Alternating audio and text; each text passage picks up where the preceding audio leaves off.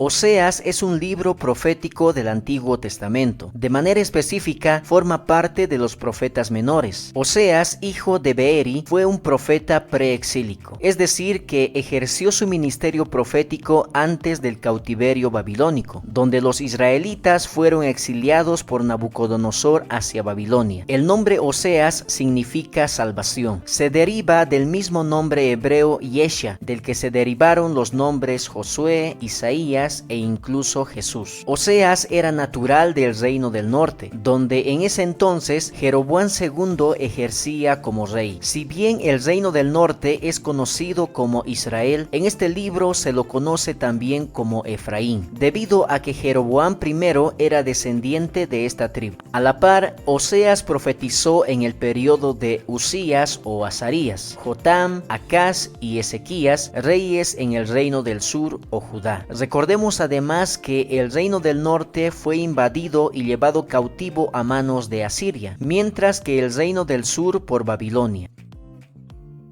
Con esto en mente, observamos que Oseas era contemporáneo de los profetas Isaías, Amós y Miqueas. Se puede decir que los 4 profetas ministraron en uno de los tiempos más oscuros en la vida de Israel. El tema de este libro tiene que ver con el adulterio espiritual de Israel. El pueblo es considerado como una prostituta en todas las esferas de la vida. En lo religioso, al ir en pos de otros dioses. En lo social, al crear una sociedad de fornicarios. Y en lo político, al buscar la protección de naciones extranjeras en lugar de la del Dios omnipotente. A pesar de vivir en estas condiciones, Dios, en su amor infinito, busca restaurar a su pueblo. Sin embargo, el pecado siempre trae consecuencias, las cuales serían inevitables en la vida de Israel. Para su mejor estudio, vamos a dividir el mensaje de Oseas en 4 secciones. En cada una observamos un atributo divino y la manera en que se aplica a Israel. Comencemos con la primera sección.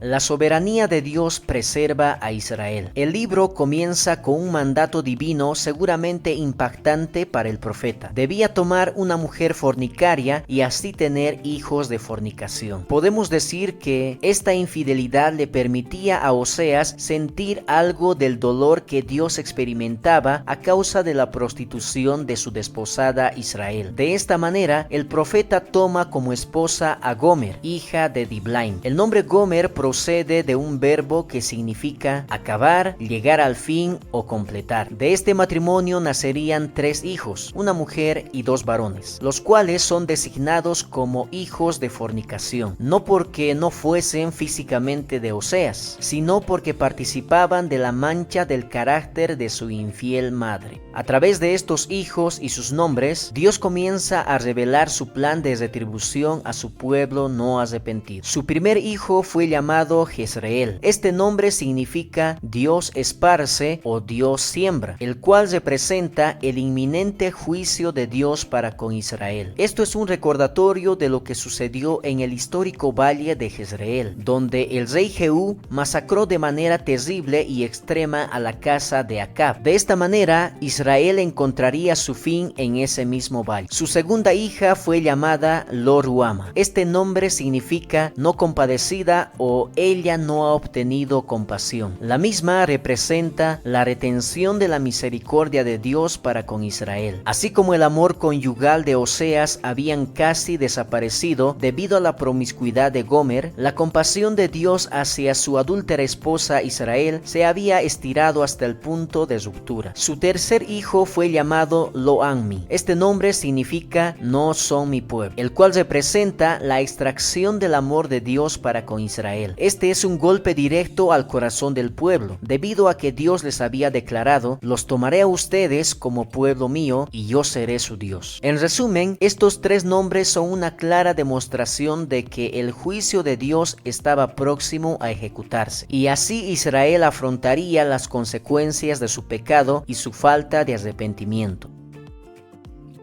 Al margen de esto, encontramos 4 declaraciones de Dios para con Israel, 2 negativas y 2 positivas. La primera declaración negativa tiene que ver con la acusación de Israel. Tomando el ejemplo de Oseas y Gomer como una representación de la relación entre Dios e Israel, debemos aclarar que, aunque el marido está acusando a su mujer de forma legal, el objetivo de esta acción es la restauración y no así el divorcio. Son impactantes las frases que se utilizan. Ella no es mi mujer ni yo su marido. Su madre se prostituyó porque dijo, iré tras mis amantes. Si hablamos en términos legales, la ley mencionaba que el castigo por adulterio o fornicación era la muerte por fuego o por apedreamiento. Sin embargo, Dios era misericordioso con Israel, porque promete castigar a su pueblo con el menor de los castigos por adulterio. Simplemente la despojaría y la desnudaría, señales evidentes de vergüenza.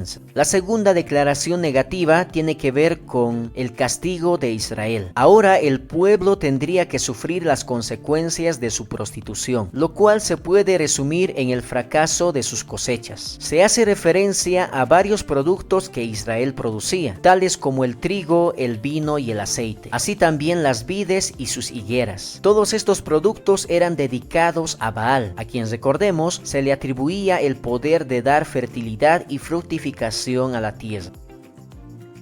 La primera declaración positiva trata acerca de la renovación de Israel. A pesar de tal infidelidad, Dios promete renovar a su esposa Israel, ya que su amor y misericordia son más grandes que cualquier pecado. En términos futuros, llegará el momento en que Dios desposará a su pueblo para siempre, e Israel se referirá a Dios como Ishi, término que significa mi marido. A la par, habrá una restauración con el reino animal, y la tierra volverá a dar su fruto en abundancia. Estos resultados son característicos de aquel periodo futuro conocido como el milenio, de manera que lo más seguro es que se refiera a ese tiempo. La segunda declaración positiva tiene un enfoque en la redención de Israel. Aquí se expresa un nuevo mandamiento para Oseas de parte de Dios. Ve, ama a una mujer amada de su compañero, aunque adúltera. Es necesario afirmar que no se trata de otra mujer, sino de la misma Gomer, ya que la analogía de la restauración por parte de Dios de su infiel esposa se perdería si la mujer que Oseas redimió no fue Gomer. El texto bíblico parece mostrar que Gomer, después que tuvo sus hijos con Oseas, se fue nuevamente tras sus amantes, un reflejo de Israel en contra de Dios. Por este motivo, el profeta tiene que redimir o comprar a su mujer. El precio a pagar era de 15 siclos, es decir, la mitad del precio de un esclavo normal. Además, debía añadir 1,5 homer de cebada, esto es comida de animales, lo cual sugiere que Gomer se había degradado por debajo de la dignidad humana. Al igual que Oseas redimió a Gomer, Dios lo haría con Israel. Prosigamos ahora con la segunda sección del libro.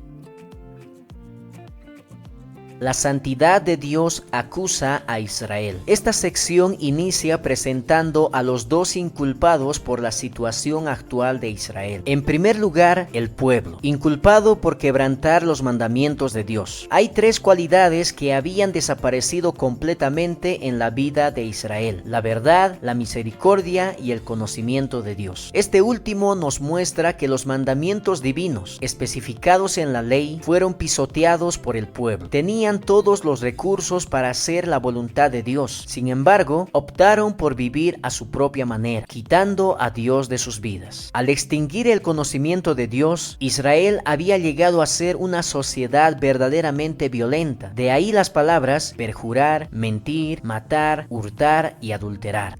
El segundo grupo acusado son los dirigentes, inculpados por extraviar al pueblo del camino de Dios. Se hace referencia a los sacerdotes, quienes eran responsables delante de Dios por el crecimiento espiritual del pueblo y de las ceremonias religiosas. La acusación del profeta se hace notoria en 2 aspectos. Fracasaron al no enseñar al pueblo la palabra de Dios. Por eso el pueblo fue destruido porque le faltó conocimiento. Alentaron a la gente a pecar para que ellos salgan beneficiados. Es decir, cuanto más pecaba el pueblo, tanto más prosperaban los sacerdotes al recibir las ofrendas correspondientes. Del pecado de mi pueblo come. Al vivir bajo esta condición desastrosa, el juicio de Dios para con su pueblo es inevitable. Esto debido a un factor que se repite una y otra vez en el libro: la prostitución de Israel. Frases como "te has prostituido" y "espíritu de fornicación está en medio de ellos" son una clara afirmación de que el pueblo vivía en completa contaminación. Se habían apartado en pos de dioses paganos y su pecado ahora venía a serles por tropiezo, debido a la santidad de Dios. Por este motivo, Israel debía tener una actitud de arrepentimiento. Llegará un punto donde el pueblo dirá: venid y volvamos a Jehová, porque Él arrebató y nos curará, hirió y nos vendará. Sin embargo, esta declaración no impediría el castigo que estaba a punto de experimentar a manos de Asiria. Si bien Dios prometió una plena restauración para Israel, esta no ocurriría de forma inmediata. Había pecados no confesados en su corazón, blasfemaron contra Dios y rechazaron la enseñanza divina. Prácticamente esta condición era merecedora del castigo de Dios. A pesar de que Dios amaba a Israel, el pueblo tenía que afrontar la disciplina. Continuemos el mensaje de Oseas en la tercera sección.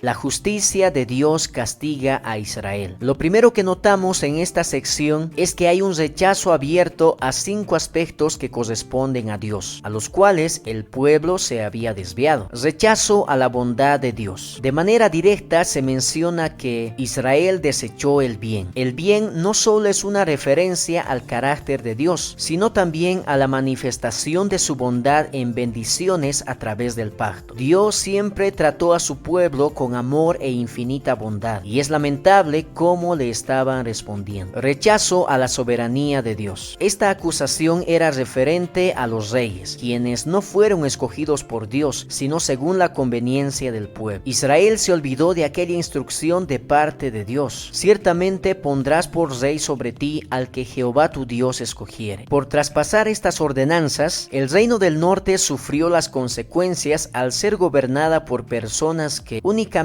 hacían lo malo ante los ojos de Dios. Rechazo del culto a Dios. El pueblo se había inclinado delante de los ídolos, comenzando en la capital del reino del norte. Por eso se hace referencia al becerro de Samaria. Dichas esculturas jamás les traerían libertad como la que Dios les ofrecía. Sin embargo, se empecinaron en rendirles culto y adoración, algo que solo le correspondía a Dios. Rechazo a la omnipotencia de Dios. Israel constantemente buscaba la protección de naciones extranjeras, entre ellas Asiria, la misma que ocasionaría su destrucción. Del mismo modo, buscaba hacer alianzas con diferentes potencias para obtener poder y riquezas. Sin embargo, todo sería en vano, porque ninguna de ellas sería capaz de defenderla ante su inminente ruina. En vez de refugiarse bajo el poder de Dios, confió en las fuerzas humanas. Rechazo a los mandamientos de Dios. Las palabras de Dios no pueden ser más literales cuando dice acerca de su pueblo: le escribí grandezas de mi ley y fueron tenidas por cosa extraña. Israel tenía en sus manos cada uno de los mandamientos que les enseñaría más acerca del carácter de Dios y así vivir bajo la voluntad divina. No obstante, traspasaron y cambiaron cada una de esas ordenanzas para vivir según sus propias normas, siempre inclinadas hacia el pecado y la idolatría.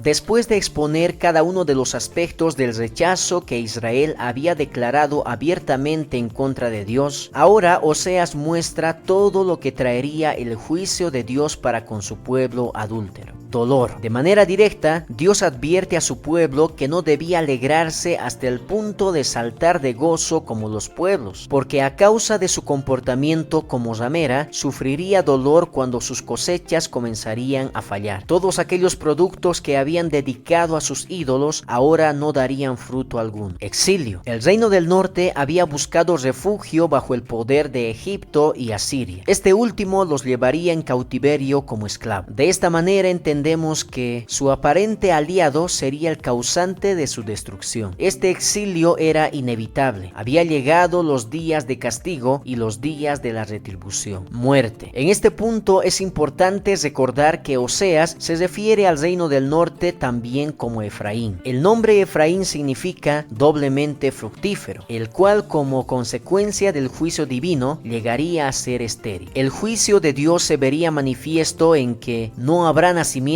ni embarazos, ni concepciones. Y si habría hijos grandes hasta ese entonces, los mismos serían quitados de entre los hombres, es decir, morirían. Tesor. Hay dos frases que eran propias de Israel en ese momento. Su corazón está dividido, denotando que a pesar de recibir la noticia de su inminente destrucción, aún seguían titubeando si seguir a Dios o apoyarse en sus ídolos. No tenían rey, remarcando que en ese punto de su historia ya no tenían a alguien que fuera digno de llamarse rey. Ante la pronta invasión de los asirios, lo único que podían sentir era pánico y terror, ya que no habría nada ni nadie que los pudiera defender. Culminamos con la cuarta y última sección del libro. El amor de Dios restaura a Israel. Al margen de la condición en la que el pueblo se encontraba, Dios siempre tiene presente el pacto que hizo con sus antepasados, es decir, Abraham, Isaac y Jacob. Este último es mencionado a lo largo del capítulo 12 del libro, ya que el nuevo nombre que se le dio fue Israel. Este nombre era con el que se había identificado toda la nación hasta el día de hoy. En base a la promesa con los patriarcas, Oseas penetra en la historia pasada, presente y futura de la redención de Israel. Dios les hace recuerdo que en su infinito amor había redimido a su pueblo de la esclavitud en Egipto, lugar en el cual vivieron oprimidos por 430 años. La actitud de Israel en ese momento ya era muy deplorable. Respondieron al amor de Dios con ingratitud y peor aún con una total falta de reverencia. Por eso Dios mismo dice: aunque me llaman el Altísimo, ninguno absolutamente me quiere enaltecer. Si bien Israel ya estaba sentenciada a sufrir el castigo, reflejado claramente en todo el capítulo 13 del libro, Dios promete restaurar a su pueblo por amor al pacto que hizo en un inicio, la cual sobrepasa todo entendimiento. Todo esto resulta en la expresión de Dios: mi corazón se conmueve dentro de mí, se inflama toda mi compasión. La única manera de entender este sentir de Dios es porque Él es Dios y no hombre. La continuación del mensaje de Oseas demuestra que Israel se había perdido y que solo en Dios estaba su ayuda, por lo cual hay un llamado para el pueblo de volver a Dios. Esta se vería reflejada en una sola palabra: arrepentimiento. Dicha actitud se ve detallado en los siguientes conceptos. El arrepentimiento demanda una respuesta. Mientras Oseas se dirigía al final de su ministerio profético, jamás se cansó de recitar la misma palabra: volver. En este punto entendemos que el peso de su ministerio se centró en el deseo de que su pueblo volviera al camino de Dios. Tal arrepentimiento por parte del pueblo debía incluir tres aspectos: no confiar en Asiria para salvación, no depender de Egipto para recibir ayuda militar y no confiar en los ídolos de hechura humana para bendición espiritual. El arrepentimiento trae su plena restauración. Las palabras textuales de Dios son: yo sanaré su rebelión, los amaré de pura gracia. No cabe duda que la promesa de Dios no se puede revocar. Israel sería restaurado en su plenitud e incluso sus tierras volverían a dar fruto en abundancia. Llegará el momento en que la nación dirá: ¿qué más tendré ya con los ídolos? Declaración que se asemeja a los votos matrimoniales en una boda, donde Israel quedará desposada con Dios para siempre. Finalmente, llegamos al epílogo del libro, donde Oseas pregunta: ¿quién es sabio para que entienda esto y prudente para que lo sepa? En otras palabras, el profeta llama a los que oyen no solo a que entiendan su profecía de una manera intelectual, sino también a que sean prudentes, esto es, a que disciernan cómo aquel conocimiento puede aplicarse a la vida diaria. El mensaje de Oseas termina allí. Sin embargo, podemos observar que el pueblo no se arrepintió, y tuvo que sufrir la destrucción y el cautiverio a manos de Asiria. No obstante, la promesa de restauración por parte de Dios permanecía. Él la cumpliría en su infinita bondad y misericordia.